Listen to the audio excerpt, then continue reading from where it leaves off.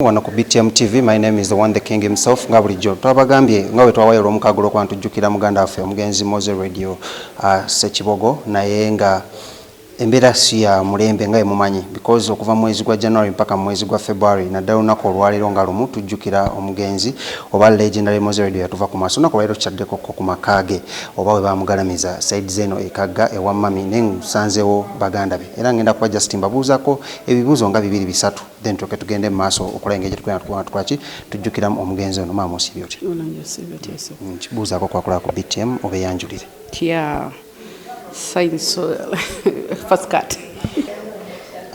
Amanya gange mpitibwa Rita Kajumba, the sister to the late. Science elio kubanga ndiko BTM television. Yes. Awamu ndi musanyufu awamu though nina mwenna kubanga ndoza it is understandable nina kumuzitegeera naye. Yeah.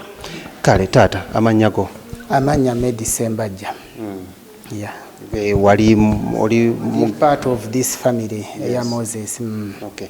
Unakolera tujjukira omugenzi yatuva ku maaso legendary Moze Radio naye njagala kubuuza nga gwe kaneke nawo omwami singa obadde wakwogerako kyojjukira ku mugenzi ono mu bigambo 3 bina kikyogamba mu nekyo olunaku ne lutuuka kikomawo mu birowoozo byange oba lwembeerawo nkijjukira. Ekisooka kyetusooka okujjukira ku Moses gwe mukwano gwa Moses gwe yalina 1 eri maama we 2 eri baganda be 3 eri mikwano gye n'abantu abalala be yali tamanyiiko.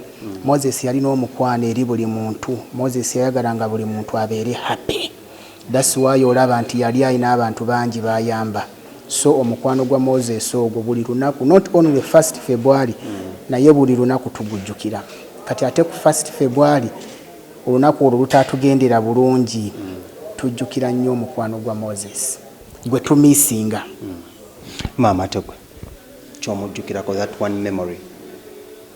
Nti muntu w'abantu yali muntu w'abantu yayagala buli muntu obanga sigamba nti oba wa family oba si wa family yo muntu yali straightforward. Yanga bw'aba takwagala abatakwagala bw'aba akwagala aba akwagala so kyenyinza okumisingako omukwano gwe yajja atulaga. It's okay. Olw'embeera eriwo kisobola otegeekere mwenna n'abalabi naye taata nga twagala kulwawo nnyo naye akubuuza wandiyagadde Moze Radio abeere celebrated how tubadde tugezaako nnyo okubuuza ku mikwano gye n'abantu ab'eŋŋanda engeri gye balowooza Moze Radio gyandijjukiddwamu ng'omu ku muyimbi nakinku mu ggwanga lya Uganda gooza bandibadde ajjukirwa ate. One ffe nga family tucelebrating obulamu bwa Moses buli lunaku naye nga olw'okubanga family nti abantu bangi bajjanga okulambula Moses we yagalamizibwa twasaba ministry ya tourism ekifo kino ekikakasa ekifuulibwa ekifo ekyobulambuzi era omwaka oguwedde minisita Kiwanda Suubi yali wano n'akakasa ekifo kino mu butongole nti kifo Moses wagalamidde ekifo kya bulambuzi era kyakakasibwa wano Moses wagalamidde ekifo kya bulambuzi ekyo kyokka we are happy to celebrating and Moses resting place is a tourist place. Okay. Is it the same thing now which one yagadde ngeri celebrating radio? Yeah, kyekimpe kyennyini kyenyisinga okwaddala okwaga naye era wadde tebanakifuula official at least kiri automatic era ekyo nkyebaliza eri Katonda okuba nti kikyali kyafuuka kya bulamuzi automatically.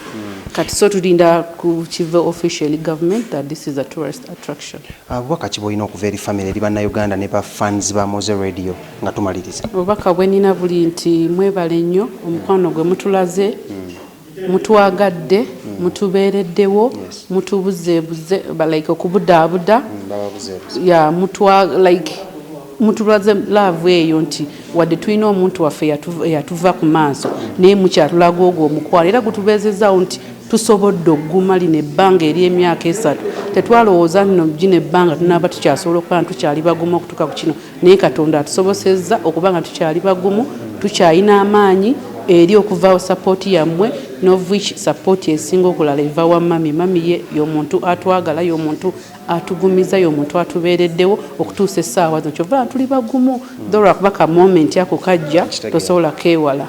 Yeah. Kale tweyanze nnyo tweyanzege. Tukyagenda maaso wano ku BTM TV ngenda kuba nkutuusaako abantu ab'enjawulo baganda ba Moze Radio Mugenzi ab'emikwano ate ne mami ennyini tugenda kuba twogerako naye tusobole okutegeera ye nga bw'awulira ku lunaku luno. Tovaawo.